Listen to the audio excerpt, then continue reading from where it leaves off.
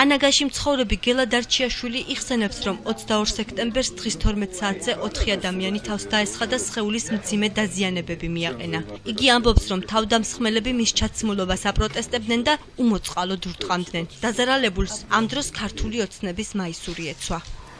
რომ მოიყვანეს და შევხედე ძლივს გადმოიყვანეს მანქანიდან, ალბათ ერთი მაშინ მოვუყდი უკვე, რო დავინახე. ამის შემდეგ თქვენ წარმოიდგინეთ მე როგორ ვიქნებოდი.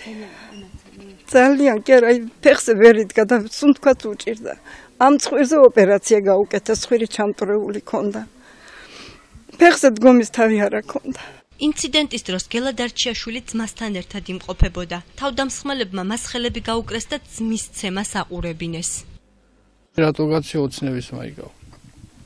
ამაზე შეურაცხყოფა მიაყენა, შეაგინა და მოყვა ფიზიკური შეურაცხყოფაც.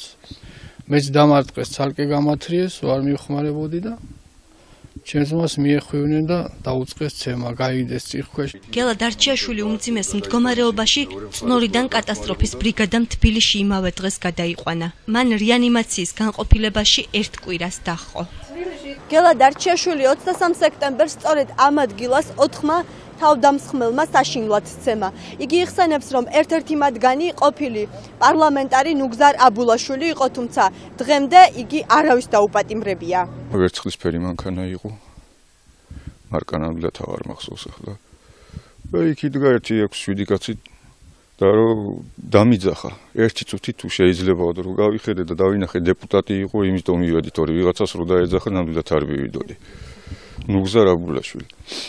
მივედი რა შეასაქმე. ცოტა ახლოს მოდი რა იყო, მანქანა არ დაგეჯახოს, ნუ გეშინიაო. მივედი ახლოს. მაიკა უნდა გეცვას ახლა უგეშენიო და ჩამარტყო პირდაპირ ცხვირში.